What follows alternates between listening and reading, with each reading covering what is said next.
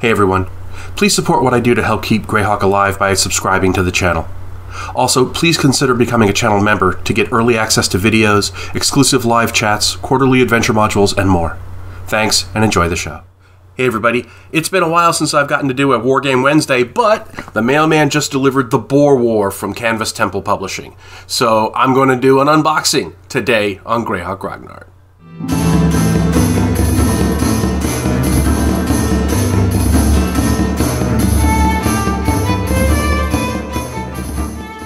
Alright, so for those who aren't aware, the Boer War was a conflict that started in 1899. The British government basically was fighting for control of South Africa from Dutch settlers, the Boers, B-O-E-R-S. Well, yes, it's right there on the box.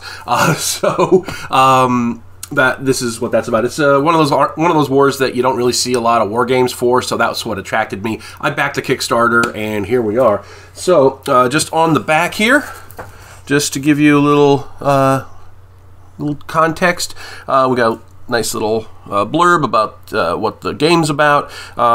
It is a complexity level on the low end of medium and medium solitaire suitability, suitable for players 14 and above, playing time 2 hours and up. So let's get into it. I have my great magic opening tool. Let's get through the plastic sheet here. Ta-da-da. Alrighty. So, what do we got? Alright, nothing on the inside of the box. So, we have a nice, 2 rule sets. Cool. We have a Imperial Campaign Series standard rules. Okay, cool. So, for those who aren't familiar with the way these things work, in a lot of series of games, there'll be the standard rules and then there'll be exclusive rules. So this is like the general rules for how movement works and combat and all that stuff. And these will be specific rules for, you know, if there's any special rules for this particular game, or this will probably have scenarios in it and stuff like that. So that is very cool. We do have credits here. Design and development, Joseph Miranda. And the rule books were graphic design, Paul Stuhlfout. Playtesting, Adam Coleman, Eric Harvey, Neil Humby, Roger Mason, and special thanks to Alan Emmerich on both of them. So very cool.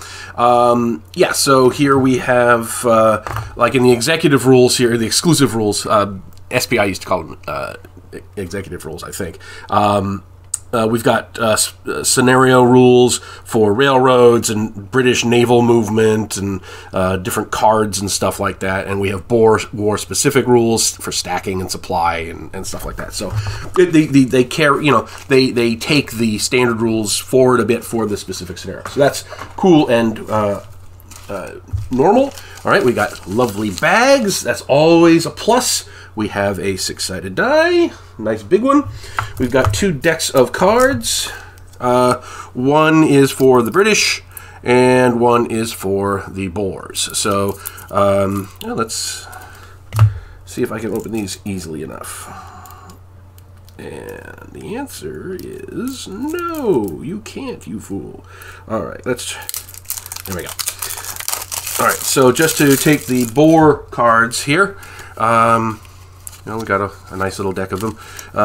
We have, it looks like these are event cards. So we've got like Volunteers Rally, we've got the Rand, whatever that means, the Veld. 1 Boer mounted infantry can ignore the British zone of control. Okay, yeah, so these are abandoned fortifications. Yeah, these are events, it looks like. I don't know how they're used in the game yet, but these will allow each player to have a little customization and you know, give their side a little flavor, like the British here. And I'm actually conflicted on this because I've got cousins who are Afrikaners, and and most of my mom's side of the family comes from Britain. I mean, I'm English, so I've got it. I got this war coming from both ends. Yeah, British is the same way. Britannia rule of the waves, gain 1 movement point per British controlled port. Breaker Morant. Oh, this is cool. Yeah, you get some of these Duffer's Drift. Some of these are from battles and locations, and even a few movies. If you're familiar with the genre, we've got some cards here.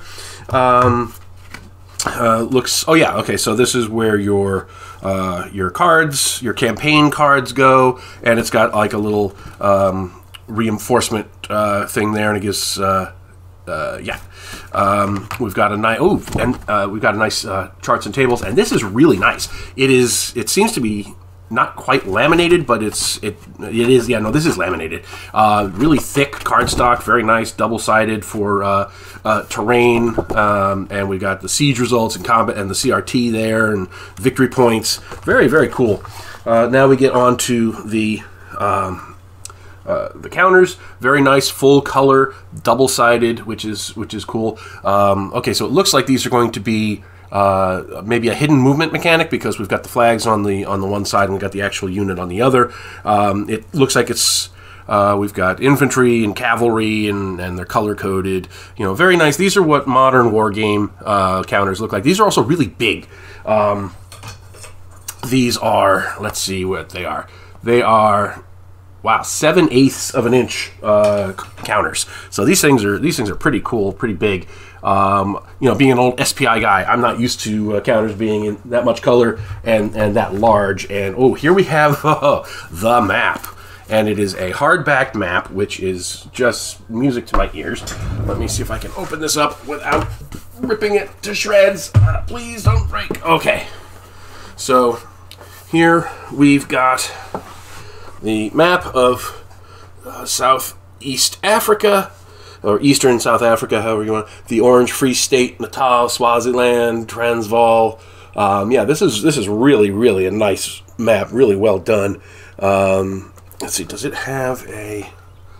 I don't want to risk destroying it here, but it looks game design, map graphics. Ilya Kudryshov. Which is very nice that they give a little map credit on the map itself. That's really cool. And we got a morale table built into the thing. We got some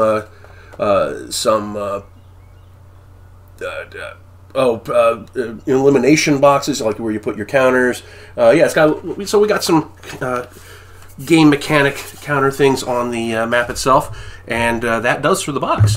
So on the whole, this looks really cool.